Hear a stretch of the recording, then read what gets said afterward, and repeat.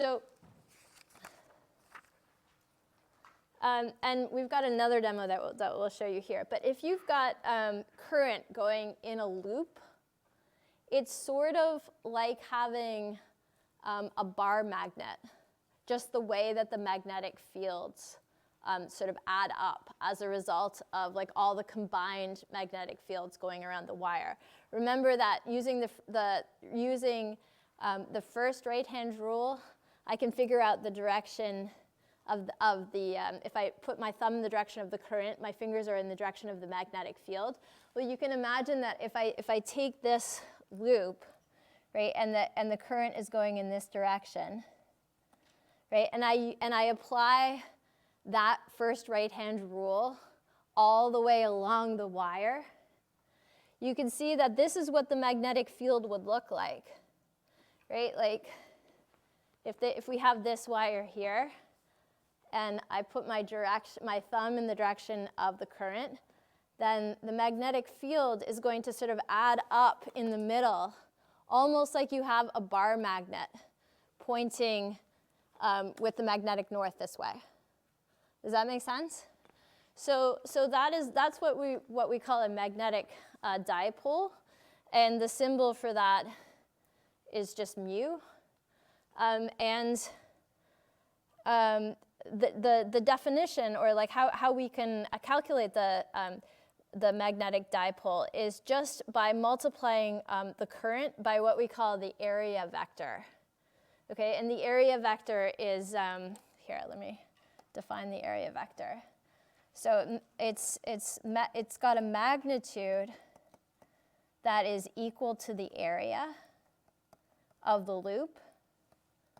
Okay. And the direction of it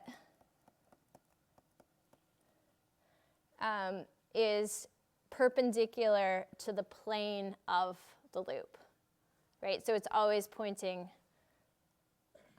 like the area vector is always pointing perpendicular to the loop. Okay, so direction is perpendicular to the plane of the loop, if that makes sense. Right, so actually this picture shows it perfectly, right? If I've got this current loop, then the direction of my thumb is the direction of the area vector. Okay, so this brings us to the third and final right-hand rule, which is if I've got my fingers looped in the direction of the current, my thumb is the direction of the magnetic field. Okay, so remember that, don't get it confused with the first one. The first one is I've got my thumb pointing in the direction of the current. My fingers are the direction of the magnetic field. Here, I've got the current is the loop, and my thumb is the field, is the magnetic field. Does that make sense? Okay, so the magnetic dipole points from south, so it points from south to north, right? So if I had like a bar magnet here, like this, if we just draw like a bar magnet like this, right? And you know that the field lines look like this, okay, or they go like that, and then like that. The magnetic dipole would be from the south to the north, right? So that would be the direction of the magnetic dipole. Does that make sense? And like the reason for that really is just because that's the direction of the sum of the magnetic fields as a result of the current carrying wire. But now I've got the current carrying wire kind of like stretched into a circle. And so like they add up in the middle, right? And they literally just go around in loops like that. Okay, so here's a question.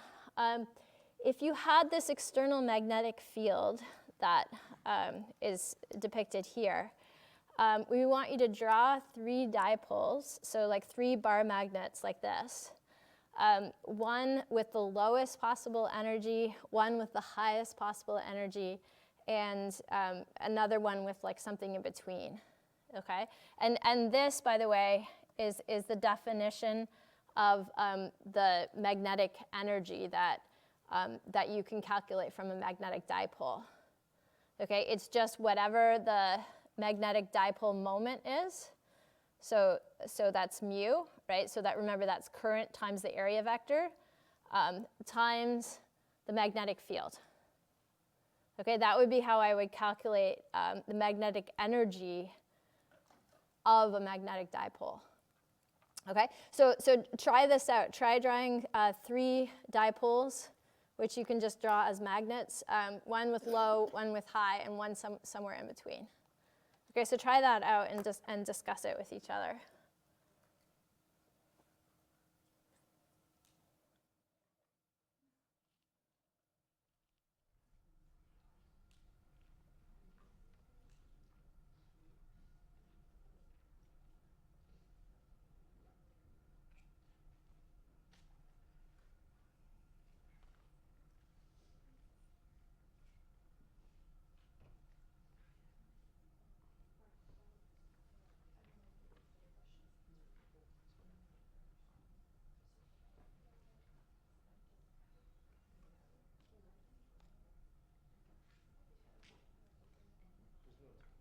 I guess right after. Yeah, just bring it to me. Fantastic. I just want to see what your impressions relative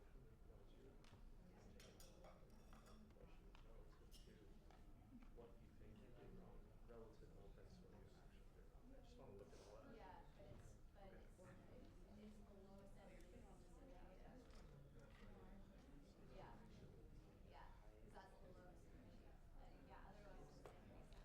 Right. Yeah, but I'll show you something right after. I should have shown it with this. Is it?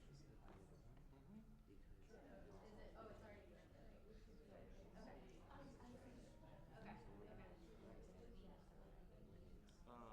Okay. Okay. Um, well,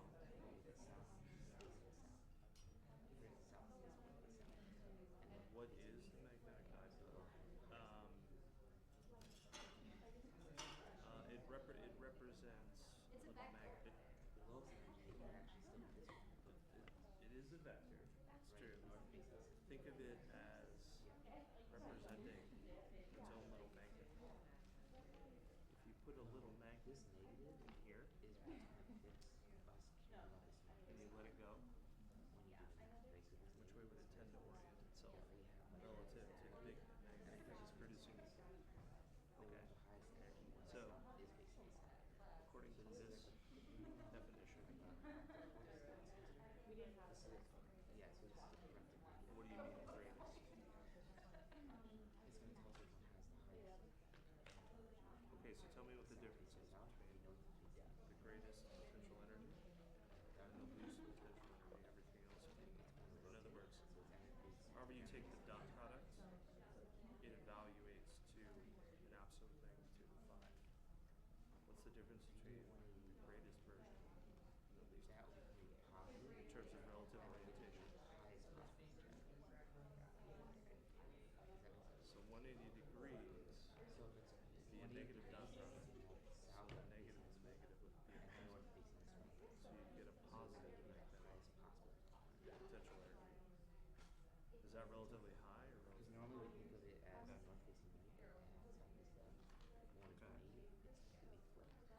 What about if you flip the orientation? So now the magnetic dipole moment is oriented parallel to the film as opposed to anti, which is how it would be oriented if you had that 180-degree angle. Tell me.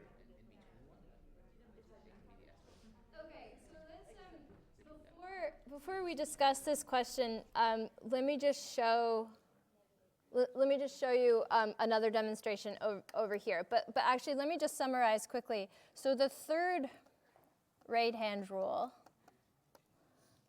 is where you have, so your fingers curl in the direction of the current, okay? And your thumb is the B field. Okay? And when we're talking, I heard someone up here ask, like, what is the magnetic dipole moment? Well, the magnetic dipole moment is a vector that points in the direction of the B field. You know, and the magnitude is just equal to the current times the area of the loop.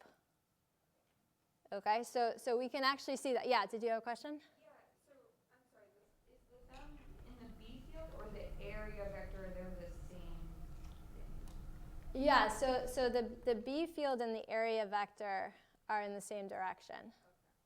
Yeah, so like because they're dotted, right? It's like the dot product. Okay, so we're going to show you a demonstration here. This is a huge copper wire. Okay, and it's connected to a power supply. And I'm just going to take like one of these compasses and put it in the middle of the loop. Okay, so what direction would you, so the dipole points from south to north. So what directions should this compass point in the loop, assuming that, which way is the current going? This way? Okay, so the current's going like this. So I put my fingers in the direction of the current, right? My thumb is pointing out. So the B field is going like towards you guys, right? So which direction should this compass point? Orange towards you or black towards you? Orange towards you. Okay, let's try it.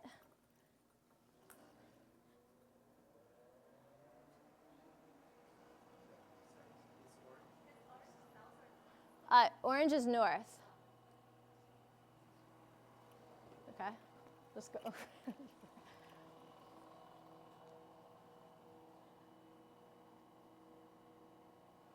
I mean, it's like a little wobbly, but.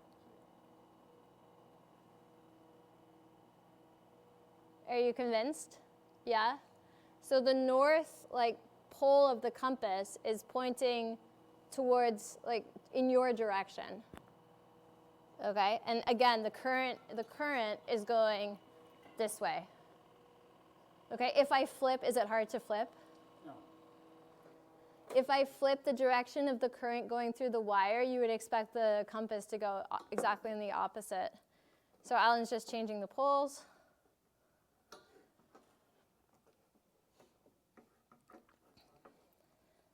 So the direction of the magnetic dipole moment is the same as as the direction of this north on this compass, right?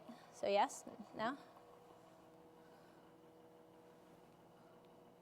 Right, so now the magnetic dipole is pointing away from you, right? I mean, I should stabilize it a little bit, but you can see. Does that make sense? So, and you should be able to kind of rationalize it in your mind using the first right-hand rule, right? Because if I put like my thumb in the direction of the current, the B field is my fingers, right? And if I do that again and again and again and again as I go along each little segment of wire, the B field adds in the middle, okay? And that addition is the direction of the magnetic dipole moment. Is everyone clear? Okay, so thanks. Okay, so going back to this with respect to the energy and the lowest energy configuration. By the way, the compass needle, right? It's going to settle in whatever configuration is like the lowest energy. Right? That makes sense? So it's going to like settle so that it's aligned with the magnetic field. So the lowest energy, let me just draw like these little pictures. So what did you say? So I'm going to draw lowest energy. So what should the lowest energy look like? Yeah, so it should be like this. It should be aligned with the magnetic field. And this should be north, and this should be south, right? And so the dipole points from south to north, right? So if I draw the dipole on there, it's aligned with the B field. So it's parallel to the B field. Okay, so we know that the energy is negative times the magnetic dipole times it's the dot product. I don't want you to get confused. But it's just the magnetic dipole times the B field, right? So if they're pointing in the same direction, so the magnetic dipole is pointing in the same direction as the magnetic field, that's going to be a positive number, but I'm multiplying it by a negative. So the energy will be negative, right? And therefore the lowest energy. Does that make sense? Like it's the most negative that it can be when it's aligned with the magnetic field.